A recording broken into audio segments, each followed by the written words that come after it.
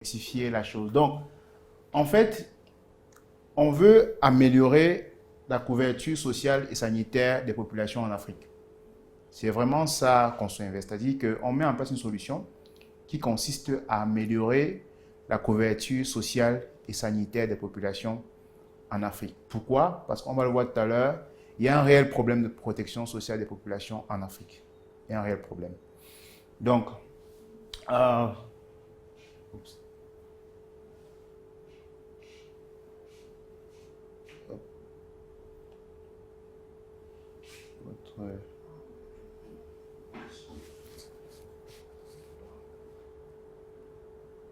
donc, qui sommes-nous? Conso est une entreprise qui donne la possibilité à ses clients, à ses membres, parce qu'on parle chez nous de membres, parce qu'on préfère traiter les clients comme des membres à part entière de l'entreprise, qui donne la possibilité à ses membres de pouvoir désormais se protéger en faisant leurs achats. Donc, bénéficier d'une couverture sociale et sanitaire en consommant. C'est vraiment ça l'innovation.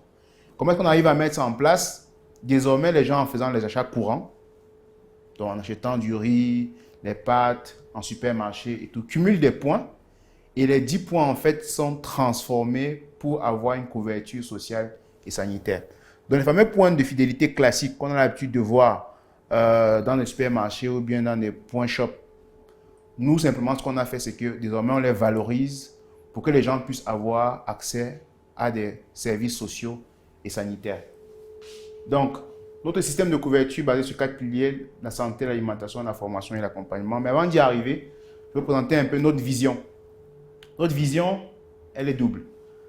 La première repose sur le fait que nous voulons permettre à chaque membre d'avoir un accès plus facile aux soins, d'avoir une bonne alimentation afin d'être autonome et productif. Parce qu'on se rend quand même compte que dans notre environnement, comme les gens ont majoritairement des problèmes de base, c'est très compliqué de pouvoir être productif. Donc, ce qu'on veut faire, c'est d'améliorer la couverture sociale et sanitaire en permettant aux gens d'avoir un accès plus facile aux soins et d'être plus productif et autonome.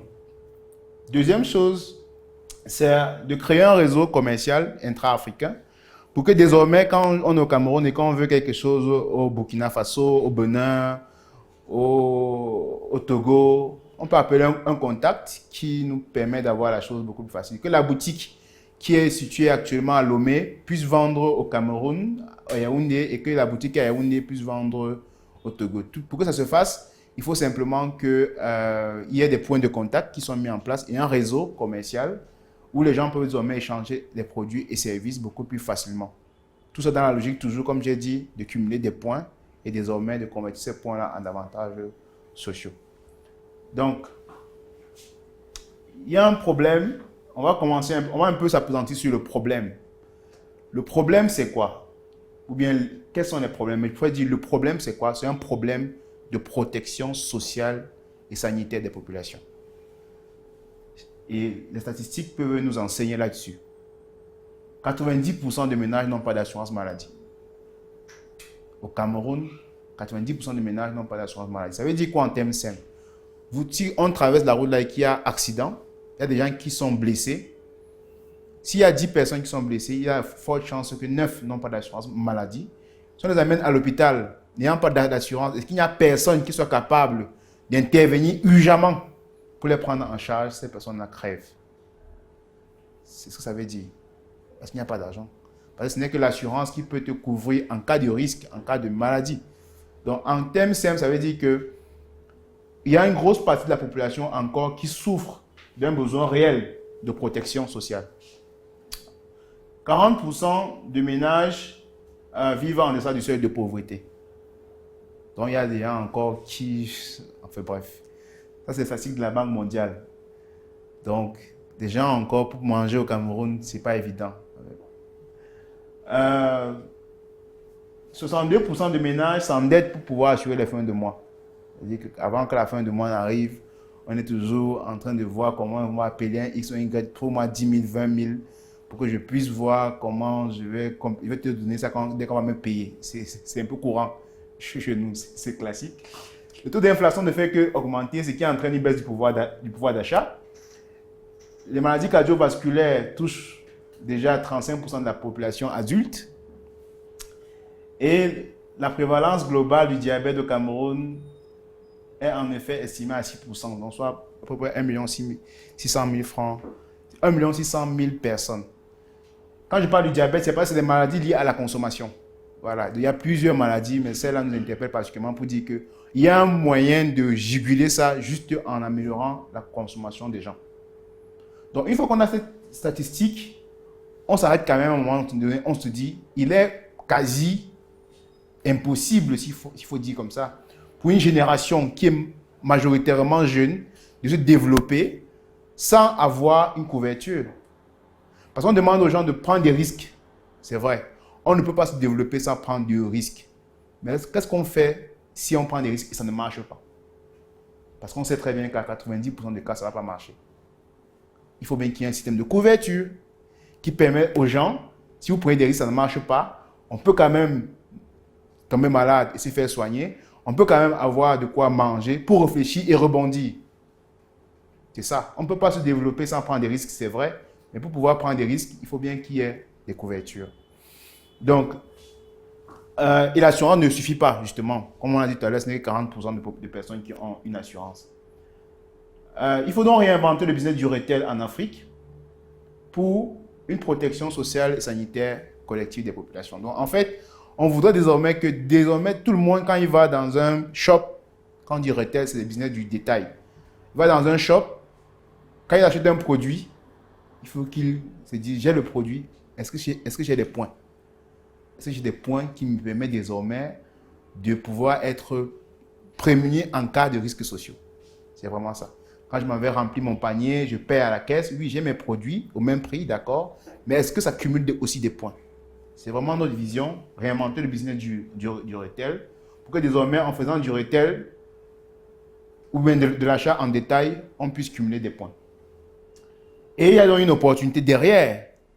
On en a fait une mission, qui est celle d'optimiser le pouvoir d'achat des ménages pour leur offrir une couverture sociale et sanitaire. C'est-à-dire que désormais, les gens, en achetant ce qu'ils ont l'habitude d'acheter au même prix, vont donc cumuler des points et transformer ces points-là en avantages sociaux.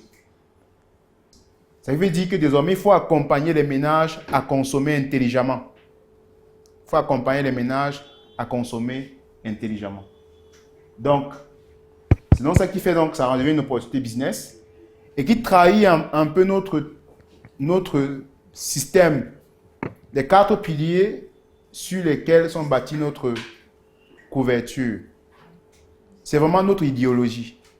On a vraiment la prétention que désormais, les gens en faisant des achats doivent systématiquement être protégés derrière leur consommation. Et pour ce faire, ça repose sur ce système à 4 piliers. La santé, l'alimentation, la formation et l'accompagnement.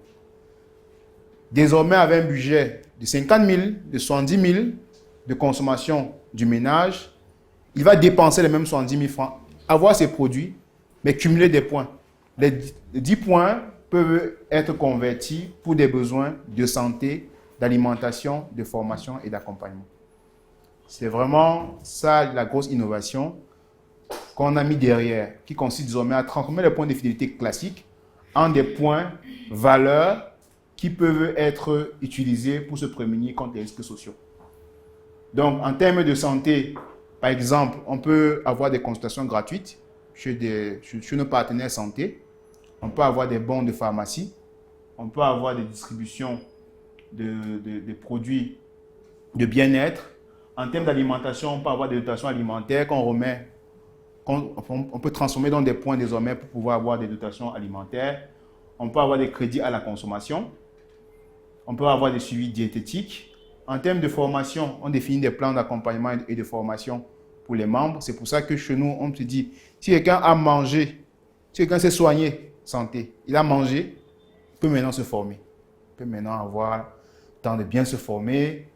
On définit un plan d'accompagnement. Et si c'est formé, il aura des idées de projets qu'on pourra donc accompagner pour qu'il devienne autonome. Donc, c'est vraiment le trépied de développement de l'humain. Notre entreprise vise, Construire Invest vraiment vise à développer l'humain et améliorer même, pourquoi pas, l'indice de développement humain des populations en Afrique. Pourquoi? Parce que quand les gens sauront que désormais, en consommant, ils peuvent cumuler des points pour se soigner, pour s'alimenter, pour se former et même pour être accompagnés sur leur projet, ça change complètement toute la donne. Il n'y a donc plus d'excuses à dire que je n'ai pas d'argent, puisque tu consommes chaque jour. On te demande simplement que consomme auprès d'un réseau de partenaires dédiés qui vont te donner le même produit, les mêmes services, mais avec l'avantage que derrière ça, il y a une couverture sociale et sanitaire. Donc,